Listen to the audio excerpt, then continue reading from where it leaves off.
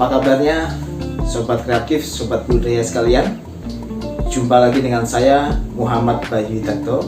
Semoga kita semua senantiasa dikaruniai kesehatan dan energi positif oleh Allah Subhanahu wa Ta'ala. Kita ada di bagian 2 atau part 2 dari video tentang persuasi atau video promosi desa wisata. Kalau terakhir kita sudah membahas hingga ke bagaimana itu mengkonsep single message, simple message, dan creative message, maka kali ini kita akan lebih banyak membahas secara teknis bagaimana mengimplementasikan single message, simple message, dan creative message tersebut. Yang pertama, sebelum membuat video promosi, perlu kita mengkonsep naskah. Nah, di saat kita mengkonsep naskah, yang perlu kita perhatikan, apakah nanti ada presenter yang muncul dalam video singkat tersebut, atau akan ada vox populi, yaitu pendapat-pendapat masyarakat, apa yang mereka kesankan atas kegiatan-kegiatan yang sudah kita jalankan, atau bisa juga vox populi yang kita setting, yang kita atur sedemikian rupa sehingga seolah menjadi satu kesan yang bagus dari masyarakat atas kegiatan atau penyelenggaraan kesenian yang kita laksanakan. Atau selain itu, adakah figuran atau semacam atmosfer yang kita munculkan di situ untuk membuat vibe ya, atau semacam nuansa suasana untuk menghidupkan video persuasi tersebut.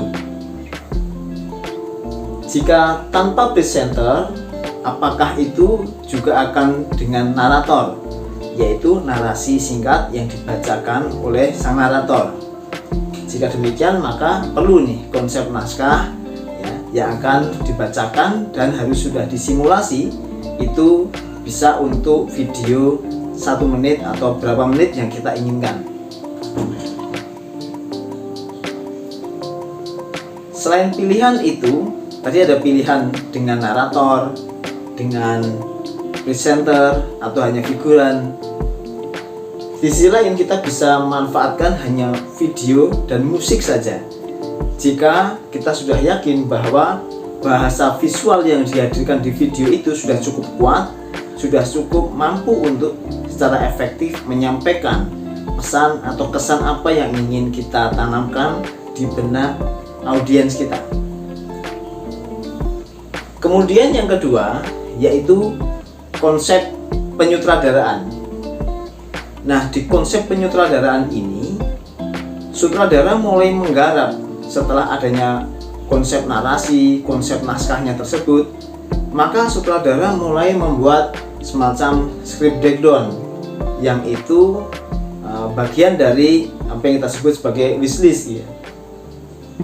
Bagaimana untuk menyutradarai atau menggarap visual dalam 1-3 menit itu, gambar-gambar apa saja yang ingin kita hasilkan, yang bisa kita create untuk meyakinkan, untuk membuat kesan atau dampak yang positif terhadap penonton ya, di benak penonton. Kemudian konsep pengambilan gambar. Nah, kita ketahui bahwa kita mengambil gambar itu bisa di dalam ruang atau indoor, bisa di luar ruang, outdoor. Nah, harus kita pikirkan dengan baik unity ya, kesatuan dari gambar-gambar yang kita hasilkan itu, atau video-video yang kita hasilkan, yang biasa juga disebut footage atau shotnya ya. Nah, antar video, antar footage itu apakah nanti ada unity atau kesatuan satu sama lain? Misalnya di dalam ruang ya, ada beberapa dekorasi tertentu ya, yang menjadi ikon gitu terhadap beberapa situs-situs tempat budaya yang kita ingin munculkan di video tersebut. Atau selain itu ada gerakan-gerakan ritmis menarik dari tarian-tarian yang kita bisa expose di situ ya. Nah, gerakan itu bisa kita slow motion begitu di editing. Nah, itu yang kita rasa untuk bisa mendorong, meyakinkan kesan positif agar apa yang hadir di benak penonton atau target audiens kita itu sangat meyakinkan. Kemudian ada konsep editorial thinking. Nah, ini bagian dari mengkonsep editingnya seperti apa, atau menyusun gambar, menata gambar dari footage satu ke footage berikutnya itu seperti apa. Nah, ini kita butuhkan namanya struktur sekuensial atau footage-nya ya. Struktur ini harus kita atur dulu. Yang pertama, misalnya kita ingin menampilkan matahari terbit ya. Kemudian dari matahari terbit itu hamparan sawah dulu. Oh, ini pakai drone atau mau pakai kamera di atas tripod. Nah, itu perlu di konsep ya, yang tadi kita sebut di konsep penyutradaraan dan konsep pengambilan gambar. Nah, di konsep editing ini atau editorial thinking ini cukup membantu ya untuk kita menentukan nanti atau melihat hasil sebelum itu dibuat. Kita sudah bisa memperkirakan hasil videonya seperti apa. Baik, selain itu kemudian kita harus mulai mempersiapkan alat-alat produksi. Alat produksi yang penting salah satunya yaitu kamera. Kemudian setelah konsep-konsep tersebut sudah kita susun dengan baik, maka kita masuk pada bagian persiapan produksi. Tentu saja alat utama yang perlu kita persiapkan yaitu kamera ya. Kamera ini kita bisa memilih kamera mau DSLR, mau kamera profesional, atau mau pakai kamera HP pun juga silakan saja, karena sekarang ini resolusi kamera HP juga sudah tinggi ya, cukup memadai untuk kita bisa tampilkan, munculkan di misalnya platform media sosial ya. Nah, kita harus ingat, kita harus pertimbangkan betul ini mau pakai tripod atau mau handheld gitu ya. Kalau handheld resikonya seperti apa, konsekuensinya seperti apa ya. Kalau kita nanti khawatir video itu akan shaky atau goyang saat nanti pengambilan gambar, maka idealnya kita menggunakan tripod, betapapun hanya tripod untuk handphone ya. Prinsipnya tripod itu harus bisa menyangga dengan baik ya, agar gambar yang kita hasilkan sempurna ya. Sisi lain ada pilihan kita mau pakai gimbal ya, yang kita bisa mengambil gambar, memungkinkan mengambil gambar itu tidak bergoyang ya, sehingga penonton yang melihat video kita tidak terganggu secara teknis ya. Nah, selain itu harus dirancang juga teman-teman, ini mau single cam konsepnya atau mau multicam, lebih dari satu kamera. Kalau single cam hanya dengan satu kamera, entah kamera handphone, entah DSLR dan seterusnya, silakan. Nah, kalau multicam kita harus melihat kesesuaian dari alat-alat ini, karena nanti hasil white balance-nya setidaknya harus sudah rata ya.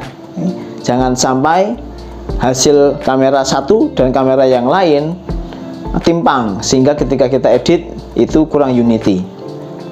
Selain itu juga kita pertimbangkan kalau multicam atau lebih dari satu kamera, bagaimana dalam editingnya, karena editing sekarang ini bisa juga dipermudah, yaitu edit di handphone ya, ngedit di handphone, sehingga kita bisa menggunakan beberapa aplikasi-aplikasi edit ringan ya, yang cukup memadai untuk bisa kita munculkan di platform sosial media. Selain itu teman-teman, sobat kreatif, sobat budaya sekalian, harus memperhitungkan juga resolusi lensa dari kamera yang kita gunakan. Kalau kamera HP, kita lihat tuh ada yang 48 megapiksel, ada yang 13, ada yang 50. Nah, kita lihat di situ ISO-nya berapa, memungkinkan atau tidak untuk yang indoor bagaimana dengan ketika pengambilan gambar di outdoor? Kalau tidak bisa menengarai secara matematis, teman-teman upayakan untuk bisa dicobakan ya. Itu akan lebih meyakinkan dan sangat membantu ya. Karena bisa jadi hitung-hitungan kita ya, anggapan kita ketika di atas meja mungkin ini bisa, tetapi ketika berhadapan langsung di lapangan ternyata tidak sesuai dengan ekspektasi kita. Selain memahami jenis lensa, resolusi, kapasitas RAM penyimpanan misalnya di handphone atau di DSLR, itu juga harus kita perkirakan. Kemudian ketika sudah memilih dan menentukan kamera itu dengan baik, sudah kita tentukan semua, maka kita harus mempersiapkan pergerakan horizontal, misalnya panning dari kiri ke kanan, dari kanan ke kiri, berapa detik ya harusnya temponya untuk panning dan seterusnya. Karena terlalu cepat juga tidak bagus. Selain gambar itu barangkali bisa blur, hasil gambarnya juga biasanya kurang memuaskan dan kurang enak dilihat oleh penonton. Jadi durasi panning pun juga harus kita perkirakan ya, tempo cepat atau lambatnya panning, begitu juga tilting, gerakan vertikalnya ya, ke atas ke bawahnya berapa kali ya, berapa temponya ya, tilt down sambil panning misalnya, berapa temponya. Jadi tidak boleh terlalu lambat maupun terlalu cepat ya. Kemudian yang penting untuk teman-teman sobat kreatif sekalian perhitungkan yaitu zooming. Kita tuh sering menggunakan zooming untuk dekat, kita malas untuk mendekat tetapi menggunakan fitur zooming. Zoom di kamera DSLR maupun di kamera handphone itu sangat rentan ya. Saya tidak menganjurkan itu, karena kalau tidak profesional yang tidak biasa maka hasilnya akan kurang smooth ya, kurang mulus. Biasanya kan nah ya gitu ya, jadi kurang mulus nih hasilnya. Sebaiknya malah kalau kita pakai gimbal ya, kita bisa gunakan dengan baik, atau kita pakai handheld, pakai dua tangan begini, itu akan lebih cenderung soft ya, smooth untuk pergerakannya. Juga kita harus memperhatikan perubahan cahaya akibat dari pergerakan kamera. Barangkali teman-teman ada yang pernah mengalami itu ya.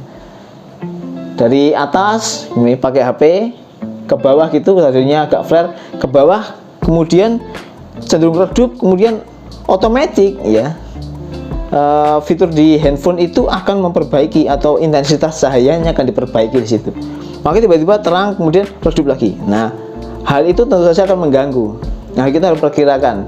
Jadi berapa atau dari mana posisinya sehingga ketika sampai di posisi yang sudah kita tentukan ini, ketika moving gitu, maka tidak akan menghasilkan gambar yang intensitas cahayanya naik turun, terus autofocus ya, change fokus sendiri gitu ya. Itu harus kita perhatikan dengan baik. Kita harus pahami betul bahwa cahaya itu ada dua jenis nih, cahaya yang available light dan yang artificial light ya. Yang available light yang sudah tersedia di alam seperti matahari gitu ya, api, kemudian bulan, itu bisa kita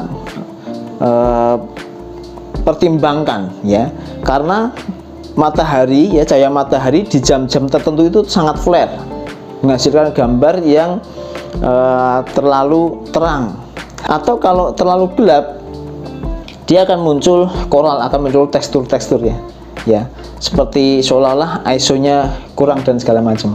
Nah, itu harus hati-hati. Nah, di available light tadi kita juga ada api. Kalau kita misalnya menggambar atau mengambil gambar ketika api unggun begitu ya, atau ada kegiatan yang melibatkan api. Nah, cahaya dari api, di mana api ini sangat dinamis pergerakannya, maka yang kita perlu hati-hati adalah handphone kita ya, kamera di handphone itu akan change fokus ya. Nah, itu harus kita latih dulu atau kita cobakan dulu. Itu mengganggu nggak? Kalau mengganggu nggak bisa diatasi, ya jangan menggunakan gambar itu, ya jangan memvideokan available light dari api. Nah, ada juga yang artificial light. Kalau artificial light berarti cahaya itu dari lampu, ya, buatan manusia, atau bisa cahaya yang direka. Bisa pakai docking yang di atas kamera langsung kemana-mana, tapi juga hati-hati jangan sampai flare, ya. Bisa juga menggunakan cahaya-cahaya lampu yang sudah terpasang, baik yang sudah kita setting sebagai lampu untuk syuting maupun lampu-lampu yang dekoratif, ya. Kemudian mengenai cahaya ini, pastikan kita menemukan atau menggunakan lokasi yang intensitas cahayanya memadai untuk syuting, ya.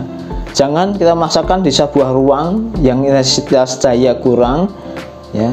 Meskipun kadang di depan kamera itu tampak baik-baik saja, tapi ketika diedit ternyata gambar itu kurang memadai, ya. Jadi kurang klik atau kurang unity dengan footage yang lain. Kemudian masih di soal cahaya, kita perlu cek rata-rata hasil gambar dari keseluruhan shot, ya, sehingga ketika diedit nanti akan menjadi satu kesatuan atau unity sebuah video yang kita hasilkan. Nah, itu dari teknis secara kamera dan lighting, ya, pencahayaan. Tetapi ada juga hal penting yang perlu teman-teman perhatikan, sobat budaya dan sobat kreatif sekalian.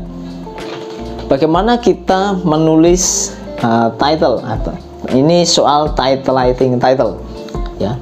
Kita menulis apa yang tidak bisa dijelaskan dalam shot dan audio, ya. Jadi jika informasi itu sudah terjelaskan secara baik melalui video atau melalui audio, tidak perlu kita highlight, kita emphasize, kita tekankan melalui tulisan, ya. Itu untuk title. Dan juga tulis yang ingin di highlight atau di emphasizing saja, ya. Tentu saja ini yang tidak bisa dijelaskan melalui video dan audio.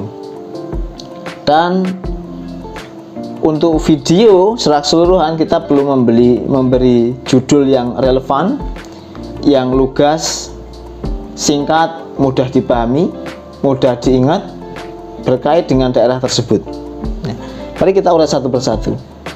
Beri judul yang relevan. Seringkali kita menemukan judul-judul untuk video persuasi, video promosi desa wisata itu ingin panjang ingin menjelaskan semua isinya begitu.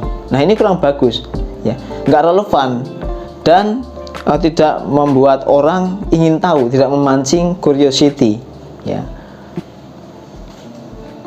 Kemudian lugas, jangan menggunakan banyak istilah-istilah, ya, yang susah dipahami, ya, yang di luar dari apa yang biasa dipahami oleh target audiens kita, ya. Perlu lugas saja. Ada juga yang kadang-kadang membuat judul itu terlalu puitik, ya, Nah, itu sebenarnya malah justru membuat orang susah mencerna ini maksudnya apa dari judul ini.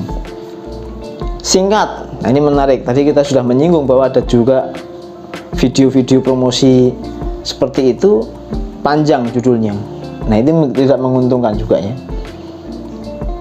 Mudah dipahami, mudah diingat, ini tentu saja penting untuk diperhatikan dan berkait dengan daerah tersebut, ya. Misalnya daerah Sumberwungu, daerah Gunung Kidul, ya, harus diberi title yang mengarah ke sana, sehingga orang tidak perlu mencari-cari ini di daerah mana dan seterusnya, ya. Nah, sekiranya itu yang kita bahas dalam teknis produksi video promosi desa wisata. Semoga bermanfaat buat kita semua, dan sobat budaya, sobat kreatif sekalian senantiasa diberi kesehatan dan energi positif oleh Allah Subhanahu wa taala. Kita ketemu lagi di pembahasan yang lain yang tidak kalah menarik. Saya Muhammad Bayu Witakto. Assalamualaikum warahmatullahi wabarakatuh. wabarakatuh.